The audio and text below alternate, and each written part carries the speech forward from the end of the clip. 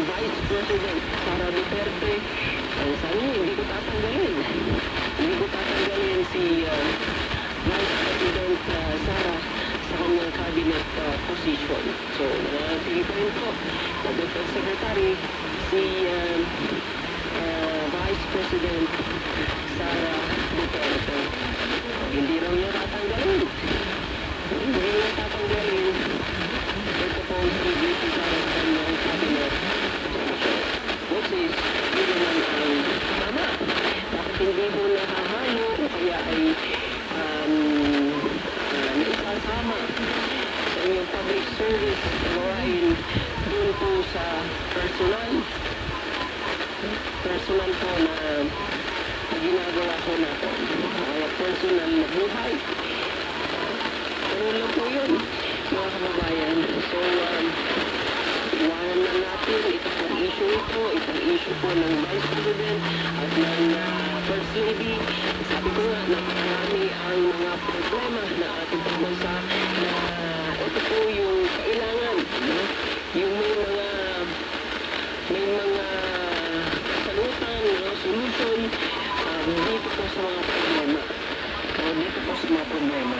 So, iwanan na natin sa kanila, baka nga silang mag-ayos. Okay naman po, no? Ang posisyon ng ating Pangulong BBM. Hopefully, malinawan po ang kanilang pangutan sapagkat hindi mo sila nag-uusap eh. No? Bakit hindi mo kanilang balitaktakan? Napakalaga po ang Vice President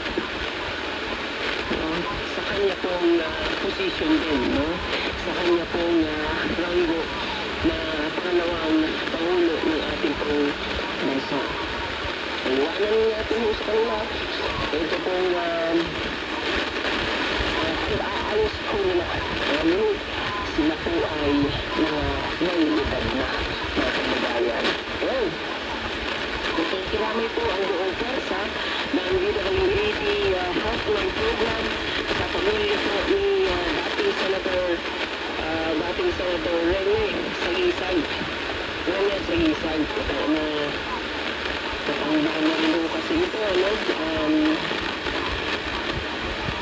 Maaaring katandaan na yung kanya pong dahilan, ano? Nung dahilan po ng kanyang pagkakatay. So, nakikarami po kami sa pamilya Sagisag. Mag-ingat po tayo sa sunog. Mag-ingat ho sa sunog. Napakarami po ang naikatala na sunog. Araw-araw na lamang po kaya tayo po ay mag-ingat po sa ating pong mga appliances na nakasaksak, sa ating pong mga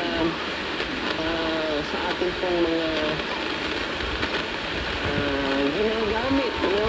Na meron pong siga tulad po ng kandila. Ano, ngayon may harvest season ng poultry o ng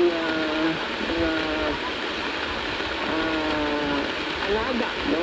Harvest season ng nila ang ito pong alagang mga hayop.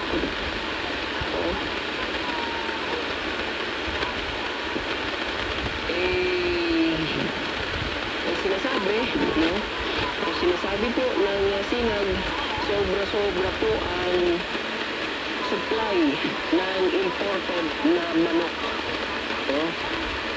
Ngayong napakarami pa yung local na produce ng ating pong poultry raisers, no? Owners.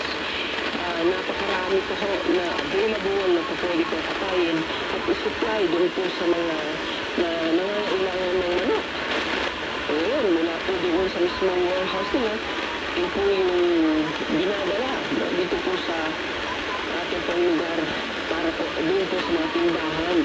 Bakit? Para maibalik po.